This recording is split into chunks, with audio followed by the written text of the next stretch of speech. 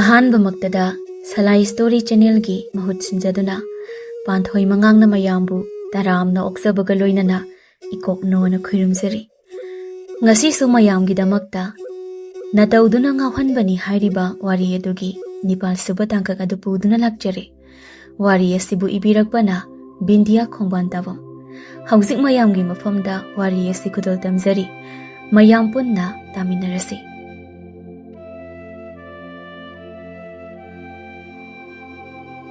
ꯂꯩꯈꯥ ꯇꯥꯕ ꯄꯨꯟꯁꯤ ꯑꯃꯕꯨ ꯀꯅꯥꯅ ꯄꯥꯝꯅꯕꯒꯦ? ꯑꯣꯏꯅꯤꯡꯗꯨꯅ ꯑꯣꯏꯔꯛꯈꯤꯕ ꯀꯅꯥꯁꯨ ꯅꯠꯇꯦ꯫ ꯄꯨꯟꯁꯤ ꯑꯃꯒꯤ ꯅꯨꯡꯉꯥꯏꯕ ꯑꯁꯥ ꯀꯌꯥ ꯊꯝꯈꯤꯕ ꯉꯥꯛꯇꯅꯤ꯫ ꯇꯥꯕꯤꯅꯤꯡꯉꯥꯏ ꯋꯥꯀꯠꯐꯝ ꯂꯩꯇ꯭ꯔꯕ ꯋꯥꯔꯤ ꯀꯌꯥ ꯂꯣꯠꯁꯤꯟꯗꯨꯅ ꯃꯥꯏꯊꯣꯡꯗ ꯑꯁꯦꯡꯕ ꯃꯤꯅꯣꯛ ꯅꯣꯛꯂꯤ꯫ ꯉꯥꯏꯍꯥꯛꯀꯤ ꯃꯃꯥꯡꯅꯤ꯫ ꯉꯥꯟꯕ ꯊꯣꯏꯕꯤ ꯊꯤꯂꯝꯂꯕ ꯃꯇꯨꯡ ꯃꯌꯨꯝꯗ ꯍꯜꯂꯛꯂꯦ꯫ ꯃꯥꯅ ꯌꯨꯝ ꯍꯦꯛ ꯌꯧꯔꯛꯄꯒ ꯂꯣꯌꯥ ꯇꯍꯥ ꯄꯨꯔꯞ ꯆꯪꯁꯤꯟꯗꯨꯅ ꯄꯥꯎ ꯇꯝꯂꯔꯤ꯫ Sir, ꯆꯦꯛꯀꯣꯟꯗ bomb ꯄꯣꯈꯥꯏꯔꯦ꯫ ꯃꯦꯅꯦꯖꯔꯅ ꯄꯥꯎ ꯄꯤꯔꯛꯄꯅꯦ꯫ ꯄꯣꯠꯆꯩ ꯈꯔ ꯃꯥꯡꯂꯦ, ꯑꯇꯩ ꯊꯣꯏꯗꯣꯛꯄ ꯇꯧꯍꯧꯗ꯭ꯔꯦ꯫ ꯀꯣꯔꯧ ꯈꯥꯕ ꯑꯅꯤꯗꯨ ꯏꯄꯥ ꯄꯥꯈꯠꯅ, ꯀꯩꯅꯣ ꯕꯣꯝ ꯄꯣꯈꯥꯏ ꯍꯥꯏꯔꯒ ꯅꯣꯏꯅ ꯁꯤꯗ ꯀꯩꯗꯧꯔꯤꯕ? ꯈꯥꯕꯅ, ꯆꯦꯛꯀꯣꯟꯗ ꯉꯁꯤ ꯀꯅꯥ ꯆꯠꯂꯨꯒꯦ? ꯗꯣꯌꯥꯅ, ꯊꯣꯏꯕꯒ ꯅꯤꯇꯦꯁꯀ ꯃꯣꯏꯗꯤ ꯑꯗꯨꯝ ꯂꯩꯔꯤ ꯍꯥꯏꯕꯅꯦ꯫ ꯇꯨꯃꯤꯟ ꯂꯩꯔꯝꯕ ꯉꯥꯟꯕꯗꯨ ꯁꯣꯔ ꯁꯥꯡꯅ ꯑꯃꯨꯛꯇꯪ ꯍꯣꯟꯊꯔꯒ, ꯒꯥꯔꯤ ꯊꯧꯗꯣꯛꯑꯝꯃꯣ, ꯑꯩ ꯊꯣꯛꯂꯛꯑꯒꯦ꯫ ꯑꯁꯤ ꯍꯥꯏꯔꯝꯂꯒ ꯏꯃꯨꯡꯗ ꯃꯄꯥꯒꯤ ꯀꯥ ꯇꯝꯅ ꯆꯪꯈꯤ꯫ ꯈꯥꯕꯅ, ꯐꯖꯗꯧꯔꯤ ꯉꯁꯤꯗꯤ꯫ ꯂꯥꯛꯑꯣ ꯂꯣꯌꯥ, ꯀꯣꯔꯧ ꯅꯪꯅ ꯁꯔꯒ ꯊꯣꯡꯃꯤꯟꯅꯔꯣ꯫ ꯕꯤꯀꯤꯅ ꯀꯥꯏ ꯂꯩꯈ꯭ꯔꯦ? ꯂꯣꯌꯥꯅ, ꯕꯕꯥꯒꯤ ꯅꯥꯛꯇ ꯂꯩꯈꯤꯕꯅꯦ꯫ ꯈꯥꯕꯅ, ꯐꯔꯦ ꯑꯗꯨꯗꯤ ꯄꯨꯂꯞ ꯊꯣꯡꯃꯤꯟꯅꯔꯣ꯫ ꯑꯅꯤꯗꯨꯁꯨ ꯒꯥꯔꯤ ꯈꯥꯝꯂꯤꯕ ꯑꯗꯣꯝ ꯆꯠꯈ꯭ꯔꯦ꯫ ꯀꯣꯔꯧꯁꯨ ꯉꯥꯟꯕꯅ ꯆꯠꯈꯤꯕ ꯑꯗꯣꯝꯗ ꯂꯥꯛꯏ꯫ ꯉꯥꯟꯕ ꯃꯄꯥꯒ ꯋꯥꯔꯤ ꯇꯧꯔꯝꯃꯤ꯫ ꯍꯜꯂꯛꯄꯗ ꯃꯉꯥꯏꯔꯤ꯫ ꯅꯪꯕꯨ ꯌꯨꯝꯒꯤ ꯃꯈꯥꯗ ꯉꯥꯛꯇꯁꯨ ꯂꯩꯌꯨꯅꯦ꯫ ꯅꯤꯡꯊꯦꯝ, ꯊꯕꯛꯇ ꯁꯨꯝ ꯂꯥꯏꯅꯤꯡ ꯑꯣꯏꯒꯅꯨꯅꯦ꯫ ꯉꯥꯟꯕ ꯃꯄꯥ ꯄꯥꯈꯠꯀꯅꯤ ꯈꯟꯕꯅ ꯕꯣꯝ ꯄꯣꯈꯥꯏꯕꯒꯤ ꯊꯧꯗꯣꯛ ꯑꯗꯨ ꯇꯝꯂꯨꯗ꯭ꯔꯦ꯫ ꯕꯕꯥ, ꯆꯠꯇꯕ ꯌꯥꯔꯣꯏ꯫ ꯉꯥꯏꯍꯥꯛ ꯌꯧꯔꯨꯈꯤꯒꯦ꯫ ꯐꯖꯅ ꯂꯩꯕꯤꯔꯝꯃꯣ꯫ ꯃꯆꯥꯅ ꯊꯣꯛꯈ꯭ꯔꯤꯕ ꯑꯗꯨ ꯌꯦꯡꯂꯒ ꯀꯨꯃꯥꯔ ꯑꯈꯥꯕ ꯃꯤꯅꯣꯛ ꯑꯃ ꯅꯣꯛꯂꯛꯏ꯫ ꯁꯪꯁꯥꯔ ꯑꯁꯤꯗ ꯅꯪꯉꯣꯟꯗꯒꯤ ꯍꯦꯟꯅ ꯄꯪꯕ ꯑꯃꯃꯨꯛ ꯂꯩꯔꯝꯂꯔꯣꯏ ꯏꯄꯥꯒꯤ ꯅꯤꯡꯊꯦꯝ꯫ ꯅꯍꯥꯛꯄꯨ ꯑꯩꯅ ꯏꯆꯥ ꯑꯃ ꯑꯣꯏꯅ ꯐꯥꯎ ꯅꯨꯡꯁꯤꯕ ꯉꯝꯃꯣꯏ꯫ ꯑꯗꯨꯕꯨ ꯆꯝꯖꯔꯕꯤ ꯏꯆꯥ ꯁꯅꯥꯕꯨꯗꯤ ꯑꯩꯅ ꯅꯨꯡꯁꯤ ꯍꯥꯏꯗꯨꯅꯁꯨ ꯃꯍꯥꯛ ꯂꯝ ꯍꯦꯜꯂꯤ꯫ ꯑꯩꯒꯤ ꯃꯥꯌꯣꯛꯇ ꯂꯦꯞꯄꯤ꯫ ꯅꯆꯟꯕꯨ ꯍꯤꯡꯂꯤ ꯅꯠꯇ꯭ꯔꯒ ꯁꯤꯈ꯭ꯔꯦ ꯍꯥꯏꯕ ꯐꯥꯎ ꯈꯪꯗꯕ ꯑꯄꯪꯕ ꯂꯝꯍꯨꯏꯅꯤ ꯅꯪꯗꯤ꯫ ꯁꯣꯝꯗꯅ ꯉꯥꯟꯕ ꯒꯥꯔꯤꯗꯨ ꯊꯧꯗꯨꯅ ꯃꯥꯒꯤ ꯑꯉꯥꯡꯁꯤꯡꯒ ꯂꯣꯏꯅꯅ ꯊꯧꯉꯝꯕ ꯍꯣꯏ ꯇꯝꯅ ꯂꯥꯛꯏ꯫ ꯃꯐꯝ ꯑꯗꯨ ꯌꯧꯔꯗꯨꯅ ꯒꯥꯔꯤꯗꯒꯤ ꯐꯠ ꯀꯨꯝꯊꯩ꯫ ꯍꯣꯏ ꯃꯥꯏ ꯍꯥꯏꯔꯝꯗ ꯒꯦꯠ ꯃꯅꯥꯛ ꯑꯗꯨꯗ ꯊꯨꯅꯃꯛ ꯆꯪꯁꯤꯟꯗꯨꯅ ꯁꯞꯇ꯭ꯔ ꯑꯃꯗ ꯃꯈꯣꯡꯅ ꯈꯪꯀꯥꯎ ꯀꯥꯎꯏ꯫ ꯁꯨꯃꯥꯡꯗ ꯐꯝꯗꯨꯅ ꯂꯩꯔꯝꯕ ꯊꯧꯉꯝꯕ ꯃꯤꯈꯨ ꯑꯄꯨꯏ ꯏꯈꯪ ꯈꯪꯅ ꯒꯦꯠꯂꯣꯝꯗ ꯌꯦꯡꯂꯛꯄꯅꯤ꯫ ꯉꯥꯟꯕ ꯂꯦꯞꯂꯝꯕ ꯎꯕꯗ ꯑꯄꯨꯏꯗꯤ ꯃꯤꯍꯨꯜ ꯌꯥꯎꯗ꯭ꯔꯦ꯫ ꯑꯄꯨꯏꯅ, ꯑꯩꯅ ꯍꯥꯏꯖꯕꯅꯦꯕ, ꯃꯅꯨꯡꯗ ꯑꯣꯏꯅ ꯐꯝꯁꯦꯅ ꯀꯔꯤ ꯁꯥꯔꯦ ꯍꯧꯖꯤꯛꯇꯤ? ꯃꯁꯤꯒꯤ ꯅꯨꯄꯥ ꯑꯁꯤꯅ ꯑꯩꯅ ꯍꯦꯛ ꯎꯕꯒ ꯀꯥꯎꯕꯒꯤ ꯊꯕꯛ ꯉꯥꯛꯇ꯫ ꯊꯧꯉꯝꯕꯗꯤ ꯐꯝꯂꯝꯕꯗꯒꯤ ꯐꯨꯛ ꯍꯧꯒꯠꯂꯛꯏ꯫ ꯉꯥꯟꯕꯁꯨ ꯆꯪꯁꯤꯜꯂꯛꯏ꯫ ꯑꯗꯨꯒ ꯑꯍꯥꯡꯕ ꯆꯤꯌꯔ ꯑꯃ ꯂꯩꯔꯤꯗꯨ ꯆꯤꯡꯊꯣꯛꯂꯒ ꯐꯝꯃꯤ꯫ ꯃꯤꯈꯨꯅ, ꯀꯔꯤꯅꯣ ꯒꯦꯠꯀꯁꯤ ꯀꯥꯎꯗꯅ? ꯅꯠꯇꯦ, ꯂꯣꯟꯒ ꯊꯣꯛꯄꯤꯗꯕ꯭ꯔꯣ? ꯉꯥꯟꯕ ꯀꯔꯤꯁꯨ ꯈꯨꯝꯂꯛꯇꯦ꯫ ꯃꯗꯨꯒꯤ ꯃꯍꯨꯠ ꯊꯧꯉꯝꯕꯗ ꯑꯗꯨꯃꯛ ꯌꯦꯡꯗꯨꯅ ꯂꯩ꯫ ꯊꯧꯉꯝꯕ ꯁꯣꯔ ꯇꯞꯅ ꯍꯣꯟꯊꯗꯨꯅ ꯐꯝꯊꯔꯛꯏ꯫ ꯀꯔꯤ ꯂꯩꯔꯦ? ꯍꯥꯏꯌꯨ ꯇꯥꯅꯁꯤ꯫ ꯉꯥꯟꯕ ꯑꯃꯨꯛꯇꯪ ꯅꯣꯛꯐꯦꯠ ꯇꯧꯔꯝꯂꯒ, ꯀꯔꯤꯒꯤ ꯕꯣꯝꯅꯣ ꯉꯁꯤꯒꯤꯗꯣ? ꯀꯔꯤꯅꯣ ꯏꯕꯨꯡꯉꯣꯅ ꯍꯥꯏꯔꯤꯁꯦ? ꯑꯩ ꯒ꯭ꯌꯥꯟ ꯑꯃ ꯇꯥꯕ ꯉꯝꯗ꯭ꯔꯦ꯫ ꯉꯥꯟꯕ ꯑꯗꯨꯃꯛ ꯅꯣꯛꯃꯤ ꯇꯧꯅ ꯈꯨꯝꯃꯤ꯫ ꯄꯣꯈꯥꯏꯍꯟꯅꯤ ꯍꯥꯏꯅ ꯁꯤꯜꯂꯗꯤ ꯃꯤ ꯑꯃ ꯑꯅꯤꯗꯁꯨ ꯁꯤꯍꯜꯂꯝꯃꯨꯗꯅ꯫ ꯑꯩꯁꯨ ꯁꯦꯜ ꯈꯔ ꯈꯣꯝꯅꯕ ꯉꯁꯤ ꯁꯣꯝꯅ ꯄꯣꯈꯥꯏꯍꯜꯂꯝꯂꯤꯕ ꯆꯦꯛꯀꯣꯟꯗꯣ ꯑꯩꯒꯤ ꯃꯔꯨꯞ ꯑꯃꯒꯤꯅꯤ꯫ ꯑꯩꯒꯁꯨ ꯀꯌꯥ ꯌꯥꯅꯗꯕ꯫ ꯁꯣꯝꯅ ꯉꯁꯤ ꯇꯧꯔꯤꯕ ꯊꯧꯑꯣꯡ ꯑꯁꯦ ꯑꯩꯅꯁꯨ ꯇꯧꯒꯦ ꯍꯥꯏꯗꯅ ꯄ꯭ꯂꯥꯟ ꯁꯤꯟꯕꯅꯦ꯫ ꯑꯗꯨꯕꯨ ꯁꯣꯝꯅ ꯍꯥꯟꯕꯤꯈ꯭ꯔꯦ꯫ ꯃꯁꯤꯒꯤꯗꯃꯛ ꯁꯣꯝꯗ ꯊꯥꯒꯠ ꯋꯥꯍꯩ ꯈꯔ ꯊꯝꯖꯒꯦ ꯍꯥꯏꯗꯨꯅ ꯑꯩ ꯂꯥꯛꯄꯅꯦ꯫ ꯃꯤꯅꯒ ꯑꯗꯨꯝꯅ ꯍꯥꯏꯔꯛꯄꯗꯨꯗ ꯊꯧꯉꯝꯕ ꯄꯥꯈꯠꯂꯝꯕꯒ ꯁ꯭ꯋꯥꯏ ꯃꯥꯡꯈ꯭ꯔꯒ ꯄꯣꯡꯅ ꯍꯥꯏꯔꯛꯏ꯫ ꯑꯗꯨꯅꯤ ꯏꯕꯨꯡꯉꯣ, ꯅꯣꯏ ꯑꯩꯈꯣꯏꯗ ꯌꯦꯜꯂꯛꯄ ꯍꯥꯏꯕꯁꯤꯃꯛꯇꯕꯨ ꯅꯨꯡꯉꯥꯏꯕ ꯍꯧꯅꯗꯦ꯫ ꯃꯈꯣꯏꯁꯤꯗꯤ ꯍꯦꯛꯇ ꯂꯣꯏꯁꯤꯟꯒꯗꯕꯅꯤ꯫ ꯉꯁꯤꯒꯤꯗꯨꯅ ꯑꯍꯥꯟꯕꯅꯦ꯫ ꯃꯇꯨꯡꯒ ꯑꯩꯒꯤ ꯂꯝꯕꯤꯗ ꯈꯨꯔꯨ ꯊꯥꯡꯂꯕꯗꯤ ꯊꯋꯥꯏ ꯑꯣꯏꯅ ꯁꯠꯄ ꯇꯥꯕꯅꯤ꯫ ꯉꯥꯟꯕꯅ ꯍꯥꯏꯈꯤꯕ ꯋꯥꯗꯨ ꯇꯥꯕꯗ ꯃꯥꯒꯤ ꯑꯉꯥꯡꯁꯤꯡ ꯑꯁꯤ ꯀꯔꯤꯅꯣꯅꯦ ꯈꯜꯂꯤ꯫ ꯃꯁꯤꯒꯤ ꯃꯊꯛꯇ ꯊꯧꯉꯝꯕꯅ ꯈꯣꯝꯗꯣꯔꯛꯂꯤꯕ ꯋꯥꯍꯩ ꯑꯗꯨꯒ ꯃꯈꯨꯠ ꯃꯁꯥ ꯄ꯭ꯔꯦꯛ ꯊꯦꯛꯇꯨꯅ ꯈꯪꯅꯔꯦ꯫ ꯃꯣꯏ ꯃꯁꯦꯟ ꯃꯨꯔꯨꯝ ꯉꯪꯅꯩ꯫ ꯂꯣꯌꯥꯅ, ꯀꯔꯤꯅꯣ ꯇꯧꯔꯤꯁꯦ? ꯑꯩꯗꯤꯕ ꯃꯁꯤꯒꯤ ꯊꯧꯉꯝꯕ ꯍꯥꯏꯕ ꯑꯍꯜ ꯑꯃ ꯑꯣꯏꯔꯒ ꯑꯍꯟꯒꯤ ꯋꯥꯈꯜ ꯆꯦꯟꯗꯕꯁꯤ ꯎꯕꯗꯅꯦ ꯈꯨꯠ ꯁꯥꯒꯁꯦ ꯆꯠꯂꯕꯅꯤ꯫ ꯀꯣꯔꯧꯅ, ꯅꯪꯗ ꯅꯠꯇꯦ, ꯑꯩꯈꯣꯏꯁꯨꯅꯤ꯫ ꯁꯔꯅ ꯇꯧꯔꯤꯁꯤꯅ ꯀꯩꯅꯣ? ꯒ꯭ꯌꯥꯟꯒ ꯇꯥꯗ꯭ꯔꯦ꯫ ꯀꯣꯔꯧꯅ ꯈꯨꯝꯂꯛꯄꯅꯤ꯫ ꯉꯥꯟꯕꯁꯨ ꯊꯧꯉꯝꯕꯒꯤ ꯋꯥ ꯇꯥꯔꯕꯗ Ngasai Patharamba Sauba Ihulado, Hosicta the Kangma Ngamlak Tramale. Pamlambadagi Pukawalaga Tangambagi Fruit Collar Ado, Supai Pasilaga Chinkali. Matauda the Pamlamba Mikusa Ping Hagule. Nangumba, Kashrita Wamana, Nanbagi Punsi the Signabasai. A year with Navida, Amuktung will learn traveling up people, Hibagi Wakalon, Ingon the Ponte. Nasagi Punsilambi, Nasanda Coxavani. See Hidaga Kautori, Tangamba Makada Upsindun Lakre, Safudukan Manbanama, Hogat Pangamdre. Mikusa Saunangan but the Onsile. Kayrun Doja, Medium the Laga to Pausava, Nunke and Pomino. Ngan Bawahi Ama Haida, Mikugi Mamai Edo Tinjale. Jaina to Nung Hactan the Yan Mangi, Miku.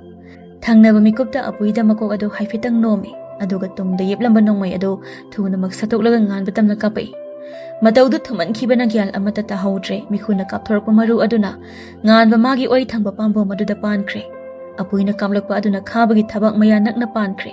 Mataudu the Coraudo. Sir, Kaba! Loya Biki Anido, Paraparap Sang Sindona, Lamba Daukre. Matang Zana Yoksilapa Boris, Taibang, Pari Hoiso Pakana Sensile, Taibang na. Chalo, Asiom Zigari Hapulam. Police Constable Amani Sang Sindona Miku Apui Tangamba, Putoklaga Tokre. Ngan Bamadi Makuta Kate Kibo Oibana, Kishito Pataude, and the Bukabadiki and Manga Dore. Ngan Bana. Chalo Goro, Gari home. Koraudu gate lomda iping ping na chentokre, Boris Pari and Itangduna Kababu Tangduna Putori. Loyana. Sir, Mapam Sigide, Hedon the Hork. Koro Hegana Yobirom. Gari the Matang Matanga Katuna Tuna Maktorgli, Ngan Bakabagi Mamai the Makut Aduna Pop up tie. Kaba, say, Ain Harsitabro. Nangian Mambuyati. Nangian Mambusunga di. Nangashitori. Haibagi wani nganba, Karino Matori. Kabadu Kian Manglakadore, Adubo, Ngan the Mamai the Pop up tie. Ngan Masado, Karino Matori, Makut Masa Tuk Nile. Anakpa Hospital Amadatuna Maglai, Hospital Hekyo Baga Kaba, Manong the Pusinkre. Korosu Koichin Tenduna, Kari Awat apa Yenkre. Ngan Bamadi Kamdori, Mama Sana Masabu Giantari Brakangzedre. Mamang Maktada, Masamanaw Amakan Mangam Narrator Kanbada, Makut Masa Tuk Nigle, Boris na. Ninthem.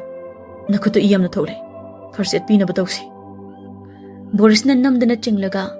Manong da pusile, aduga makut asopa ado, nurse amakawurga yang hali. Taibang na. Bari. Ay. Station pong di yorukige. Boris ka kari no, pagadaba yang lam. Pari so hoy haibagum makok namlay, taibang ngan babu amutang yang lamlaga, kong lay tuna tokre. Pari na pao pirakpa na Ronaldo Hospital chana baloysili. Loire duna mapanda thulakpani. Helen masu mapanda mamaga phamduna leirami. Tamo kai chatuino namidang wairam sida hospital dane. Nangai khoida ai laktrifal imaga leminaramo. Mama na mo hairi. Ibungo kana kaida bo yaure. Ima ningthemdo mi khanabada khara so male. Ai thuri ima chale ko ima Helen ga fazala leminaramo. Hai iren jana salu ko. Hoi ima. Somda thoibido mayum hek yorapaga magi kada changli.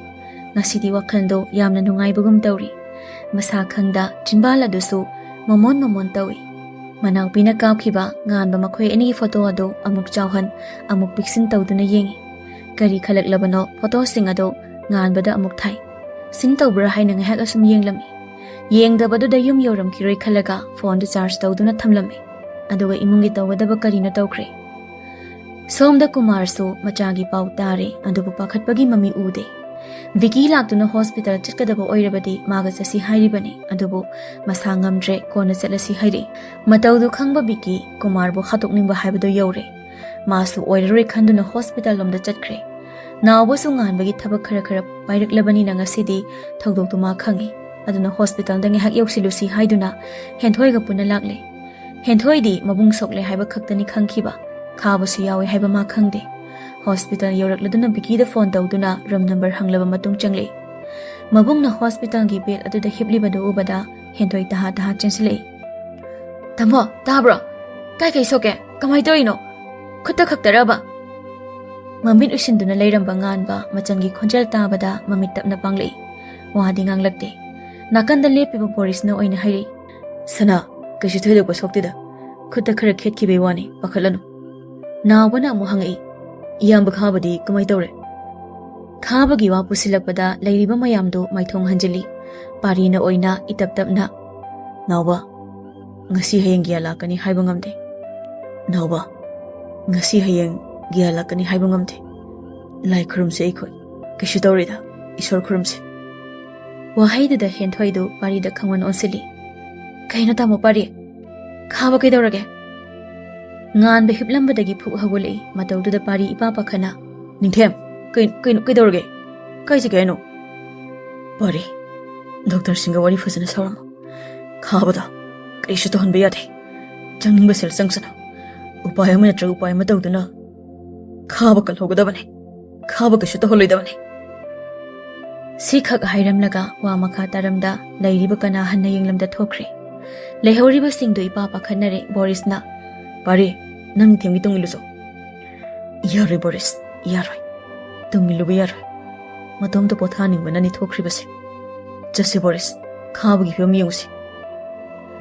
ꯁꯣꯝꯗ ꯉꯥꯟꯕꯗꯣ ꯒꯥꯔꯤ ꯊꯧꯔꯒ ꯊꯣꯏꯕꯤꯒꯤ ꯃꯅꯥꯛꯇ ꯂꯥꯛꯂꯦ꯫ ꯁꯣꯛꯂꯤꯕ ꯃꯈꯨꯠ ꯑꯗꯨꯒꯤ ꯆꯩꯅꯥ ꯈꯖꯤꯛꯇ ꯐꯥꯎꯗꯕꯒꯨꯝ ꯇꯧꯔꯦ꯫ ꯃꯐꯝꯗꯨ ꯌꯧꯔꯛꯄꯒ ꯒꯥꯔꯤꯗꯒꯤ ꯀꯨꯝꯊꯔꯒ ꯈꯣꯡꯅꯥꯡ ꯂꯩꯔꯤꯕ ꯑꯗꯣꯝꯗ ꯆꯪꯁꯤꯜꯂꯛꯏ꯫ ꯃꯥ ꯊꯣꯏꯕꯤꯕꯨ ꯀꯧꯊꯣꯛꯄꯁꯨ ꯇꯧꯗꯦ꯫ ꯉꯥꯏꯍꯥꯛ ꯑꯁꯨꯝ ꯂꯩꯔꯝꯂꯒ, ꯏꯃꯥ, ꯅꯪ ꯂꯩꯔꯝꯂꯕꯗꯤ ꯅꯆꯥꯒꯤ ꯑꯋꯥꯕꯁꯦ ꯈꯖꯤꯛꯇꯪ ꯑꯣꯏꯔꯝꯕꯁꯨ ꯀꯣꯛꯂꯝꯒꯗꯕꯅꯤ.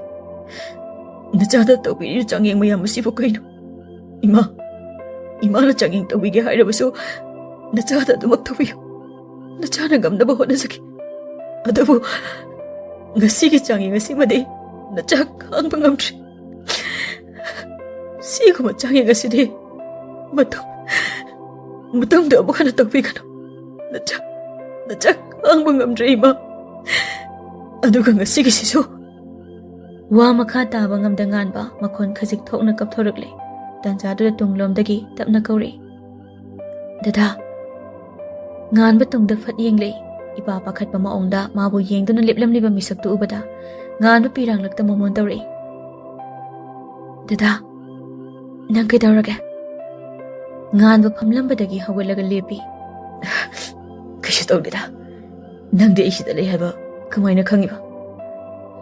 ꯕꯣꯏꯕꯣꯏꯗꯣ ꯇꯨꯏꯁꯟ ꯆꯠꯂꯦ꯫ ꯑꯗꯨꯗ ꯗꯗꯥ ꯁꯤꯗ ꯂꯩꯍꯧꯋꯦ ꯍꯥꯏꯗꯨꯅ ꯊꯣꯛꯂꯛꯄꯅꯦ꯫ ꯊꯣꯏꯕꯤ ꯍꯧꯖꯤꯛꯇꯗ ꯉꯥꯟꯕꯒꯤ ꯃꯈꯨꯠꯇ ꯌꯦꯠꯂꯤꯕ ꯕꯦꯟꯗꯦꯖ ꯑꯗꯨ ꯎꯔꯛꯏ꯫ ꯏꯄꯥ ꯄꯥꯈꯠꯅ, ꯗꯗꯥ, ꯈꯨꯠꯇꯨ ꯀꯩꯗꯧꯔꯒꯦ? ꯉꯥꯟꯕ ꯃꯈꯨꯠꯇ ꯇꯨꯡꯂꯣꯝꯗ ꯐꯠ ꯂꯣꯠꯁꯤꯜꯂꯤ꯫ ꯃꯇꯧꯗꯨꯅ ꯍꯦꯟꯅ ꯄꯥꯈꯠꯈ꯭ꯔꯦ ꯊꯣꯏꯕꯤꯗꯣ꯫ ꯉꯥꯟꯕꯒꯤ ꯃꯅꯥꯛ ꯈꯔ ꯅꯛꯅ ꯆꯪꯁꯤꯟꯗꯨꯅ ꯃꯈꯨꯠꯇꯨ ꯄꯥꯏꯅꯕ ꯍꯣꯠꯅꯔꯛꯏ꯫ ꯊꯣꯏ, ꯗꯗꯥ ꯀꯩꯁꯨ ꯇꯧꯗꯦ. ꯈꯨꯠꯁꯤꯗꯤ ꯉꯁꯥꯏ ꯈꯔ ꯈꯖꯤꯛ ꯈꯦꯠꯈꯤꯕꯅꯅꯤ. ꯈꯖꯤꯛꯈꯛ ꯈꯦꯠꯂꯒ ꯀꯩꯅꯣ ꯕꯦꯟꯗꯦꯖꯇꯨꯅ ꯑꯗꯨꯛ ꯆꯦꯛꯁꯤꯟꯅ ꯌꯦꯠꯂꯤꯗꯦ? ꯉꯥꯟꯕ ꯌꯥꯔꯣꯏ ꯈꯟꯗꯨꯅ ꯑꯁꯦꯡꯕꯗꯣ ꯑꯗꯨꯃꯛ ꯍꯥꯏꯔꯛꯏ꯫ ꯉꯁꯥꯏ ꯍꯟꯈꯤꯕꯗ ꯃꯤꯒ ꯈꯨꯠ ꯈꯔ ꯊꯣꯛꯅꯈ꯭ꯔꯦ. ꯃꯗꯨꯗ ꯅꯣꯡꯃꯩꯅ ꯈꯖꯤꯛ ꯈꯦꯠꯈꯤꯕꯅꯅꯤ. ꯗꯗꯥꯒ ꯍꯦꯛ ꯂꯥꯛꯃꯤꯟꯅꯕ ꯈꯥꯕꯗꯣ ꯌꯥꯜꯂꯛꯍꯧꯗ꯭ꯔꯤ. ꯆꯠꯂꯣ ꯆꯪꯉꯣ. ꯅꯨꯃꯤꯗꯥꯡꯅꯤ. ꯃꯤꯅ ꯎꯔꯒ ꯐꯖꯗꯦ. ꯃꯇꯝꯁꯦ ꯊꯦꯡꯂꯦ. ꯁꯣꯛꯊꯔꯕ ꯍꯛꯆꯥꯡꯁꯦ ꯅꯪꯒꯤ ꯅꯅꯥꯛꯇ ꯉꯥꯏꯍꯥꯛ ꯂꯩꯔꯕꯗꯤ ꯐꯒꯗ꯭ꯔꯥ ꯈꯟꯅ ꯂꯥꯛꯄꯅꯦ. ꯊꯣꯏꯕꯤ ꯀꯔꯤꯁꯨ ꯈꯨꯝꯂꯛꯇꯦ꯫ ꯉꯥꯟꯕꯗ ꯇꯨꯃꯤꯟ ꯑꯗꯨꯃꯛ ꯌꯦꯡꯗꯨꯅ ꯂꯩ꯫ ꯃꯥ ꯇꯧꯐꯝ ꯑꯃ ꯈꯪꯗꯦ꯫ ꯊꯣꯏ, ꯆꯪꯉꯣ ꯆꯠꯂꯣ. ꯗꯗꯥꯁꯨ ꯍꯟꯕꯤꯔꯣ.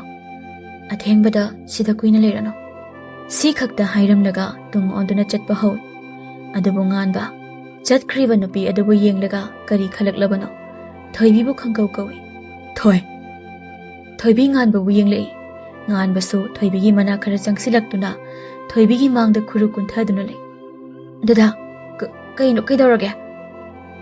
ꯉꯥꯟꯕ ꯃꯃꯥꯏꯗꯨ ꯅꯣꯟꯊꯗꯨꯅ ꯂꯩ꯫ ꯃꯥꯅ ꯍꯥꯏꯒꯗꯧꯔꯤꯕ ꯋꯥ ꯑꯁꯦ ꯃꯇꯥꯡ ꯆꯥꯕ꯭ꯔꯥ ꯆꯥꯗꯕ꯭ꯔꯥ ꯍꯥꯏꯕ ꯃꯥ ꯈꯪꯗꯦ꯫ ꯑꯗꯨꯃꯛꯅ ꯃꯇꯥꯡ ꯆꯥꯕ ꯑꯃꯃꯨꯛ ꯉꯥꯏꯕꯒꯤ ꯄꯥꯡꯒꯜ ꯌꯥꯎꯗ꯭ꯔꯕꯒꯨꯝ ꯏꯇꯞ ꯇꯞꯅ ꯍꯥꯏꯔꯛꯏ꯫ ꯊꯣꯏ, ꯇꯥꯏꯕꯪꯄꯥꯜ ꯑꯁꯤꯗ ꯑꯩꯒꯤꯅꯤ ꯍꯥꯏꯗꯨꯅ ꯄꯨꯊꯣꯛꯂꯒ ꯀꯅꯥ ꯑꯃꯗ ꯁꯛ ꯇꯥꯛꯀꯗꯕ ꯃꯤꯁꯛ ꯑꯃꯠꯇ ꯂꯩꯇꯦ꯫ ꯃꯔꯤ ꯃꯈꯣꯡ ꯑꯃ ꯏꯁꯝ ꯁꯝꯅꯗ ꯍꯥꯏꯔꯛꯂꯤꯕ ꯋꯥꯗꯨ ꯇꯥꯕꯗ ꯊꯣꯏꯕꯤ ꯒ꯭ꯌꯥꯟ ꯃꯝꯃꯤ꯫ ꯑꯗꯨꯕꯨ ꯃꯥꯁꯨ ꯀꯔꯤꯁꯨ ꯍꯥꯏꯔꯨꯗꯦ꯫ ꯇꯨꯃꯤꯟ ꯑꯗꯨꯃꯛ ꯂꯦꯞꯇꯨꯅ ꯇꯥꯔꯤ꯫ ꯄꯨꯟꯁꯤꯗ ꯅꯨꯡꯁꯤꯕ ꯍꯥꯏꯕꯁꯤ ꯀꯔꯤꯅꯣ ꯑꯩ ꯈꯪꯂꯛꯇꯦ꯫ ꯑꯗꯨꯒ ꯂꯝꯂꯥꯟꯕꯤ ꯀꯅꯥ ꯑꯃꯁꯨ ꯊꯃꯣꯏ ꯑꯁꯤꯅ ꯅꯨꯡꯁꯤꯔꯨꯕ ꯂꯩꯇꯦ꯫ ꯑꯗꯨꯕꯨ ꯏꯍꯥꯟ ꯍꯥꯟꯅ ꯅꯪꯒ ꯑꯩꯒ ꯊꯦꯡꯅꯈꯤꯕ ꯃꯤꯀꯨꯞ ꯑꯗꯨꯗ ꯐꯥꯎꯈꯤꯕ ꯏꯍꯨꯜ ꯑꯗꯣ ꯏꯁꯥꯅ ꯀꯔꯤꯅꯣ ꯍꯥꯏꯕ ꯈꯪꯖꯈꯤꯗꯦ꯫ ꯑꯗꯨꯕꯨ ꯋꯥꯈꯜ ꯑꯁꯤꯅ ꯍꯟꯖꯤꯟ ꯍꯟꯖꯤꯟ ꯇꯔꯦꯠ ꯇꯔꯥ ꯊꯣꯛꯅ ꯈꯜꯂꯕ ꯃꯇꯨꯡ ꯏꯍꯨꯜ ꯑꯗꯨꯒꯤ ꯃꯃꯤꯡ ꯊꯃꯣꯏ ꯑꯁꯤꯅ ꯄꯤꯔꯛꯂꯦ.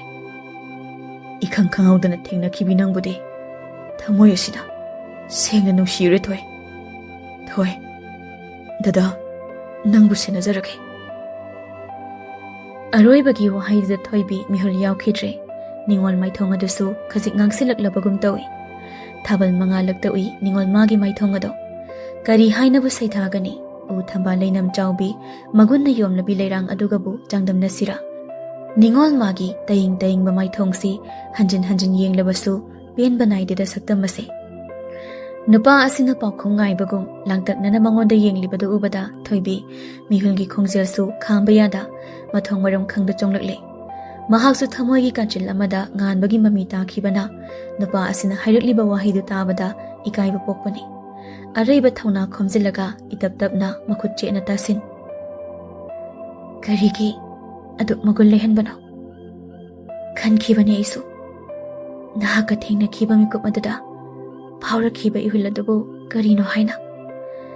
Ahing kaya tumda pakhung madudabu phanglabadi khana ithanta wahang lising hangkhibani. Amuksu khalui nahakbu kauthoklagi haina hotnari. Adubu hotnaruba mikuptana heli. Nangbu asum ningsingba. Ningsingliba matik nangbu. Jab amuk lepi thoibi thamoi wakhal ani nadi pakhum pikro hairi. Adubu chinbanda ipan panbugum tauri. Magi mataudu ngai ngamdraba nganbadi langtaknana yengai. Thamoi wakhal anigi wa laukhra male thoibidu areba thauna khomjilaga tanik hairi. Ipang pangzabi thamoi asina dadabu nungsiure. Karamba matamdagino haiba ai khangde. Adubu thamoi asinadi dadabu thamoi sengna nungsi. Punsi ase angakbani dago. Awaba nungaiba kaya. Waraba suwai haiba yandaba. Wakhalgi na manglal ama thamoigi na ningai kaya. Hairi isil nadi chirolgum. Karigidi ngamloi taibang semiba mapuna haksu yenglibra changyeng kaya iphamda. Karamba makhalgi pumnamak mayok na batabani. Punsigi awa nungai marakta ngasidi thamoi anisi mathung marang hawi. Pakhum phangkrabada langtak naramba wakhal mipairamba wakhal pukning kokre. Wakhum madu khaktamak piramlaga thunamak changkhre napido. Ngan ba maso adumak leptuna napi aduna changkhiba adu yengduna lei. Nungai ba manglal amada ngahak luplurabasu thangnaba mikupta wakhal adu warakle. Thoibina manakta leiringai awaba kokpugum tawi. Adubu napi asi leitrabada wakhal pukning adu amuk lum tharakle. Nakongda tari. Khabana. Sir, aidigo. Hayangwai matam amada sarna saurini gaina thabuk to la anuga hairadi aidigo lumma naurin kapagadamne. Ado sir se sakpudi phajaibu amuk nungna saba Mahadev malakpai wan. Amuk sutari. Sir do usilaktaba miga lerdi aingonda kairo mang tukak thalaga chapu chathoke. Tarakliba wahaising asina nganba mamito tapna uisali. Masadu tawpham khangde. Magi damak siba ki daba manawda. Magi damak mipum khuding thengnaba ngamlani haina mamangda izaw zawna leplamba manawda. Ngasidi warabra mabu senabada. Masu pantharamda hospital tamna chatkhi. Asomda na makhoi ahum mari punsinduna nungaiba phongdokne thoibana. Si mangairi kaino ama tuba hore sidedi matang satpa yarani. Nitesna amo thamoi se pile da magi ngan ba haiba adum tanga siramlabadi pengadam. Magi mapado adusu angakpani macha fawba nungsiba ngamde. Nupa ama yauriba aduna su makha tarai. Mikhu su machani kaino adusu atombi macha. Nitesna nganbana di mikhu se mayambani haibase khangjapo nate. Aduga ina chamamnaba ma hayu hairagana atombi macha anina karamna nganbadagi halibano. Aduga atombi leiragana karigi nganbana khangde. Thoibana ngaikho Nitesh madugi wari kon tawse ngasagi wari do adu dum liro. Nitesh nokmi aina nangonda haidana nang hana thomo ai mi unagadab layana nang hek thokibaga bum du langjin banaina moigi laibu phabana mi amta songthre aina su langbagi maike wonakre mi ubra haina amuk yengba adai manager mina yamaduna mu asomda koksilakpada Pakhatpui kaibu hekta karomdano khangdana langkhibai wanida. Adu fari kaino. Hauzik khabana hingba siba anigi marakta leire. Doctor ama neklaga ma lusinbudi araibanina. Thoibana. Yari chanaba tawse. Mamona haidusu lokthoknaba plan tawsi. Nupa aduna. Sir, lokthokpadi laina thokani. Mi kapluba aniduni ludorisi. Namidang pung tara taradu phau Hinthoi mayumda hansi haiba yatri. Ma khababu amuktang uningli. Ma nangamdana doctor da hainaraga mathanda changlei. Naubasuwa amata hairakte. Tapna tapna sumsang silakpana ure bed aduda oxygen mask haplaga gyan tada asiba amagum leiribado. Changsilaktuna bed sit adugi machida tapna phamthai. Mitta ira chelei khonjel tablab. Warawe hedman khibana.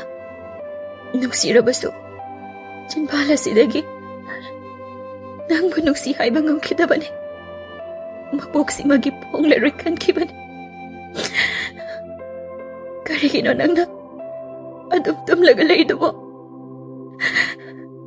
Nangdi tumdabi tamo podum senaduna leibadai. Nangna adum tumlabadi tamodi kanana ngapigani. Ayakpudi tamo ni heli haiduna aybu mirai kiba natra. Tamlano hogulo nuksitra.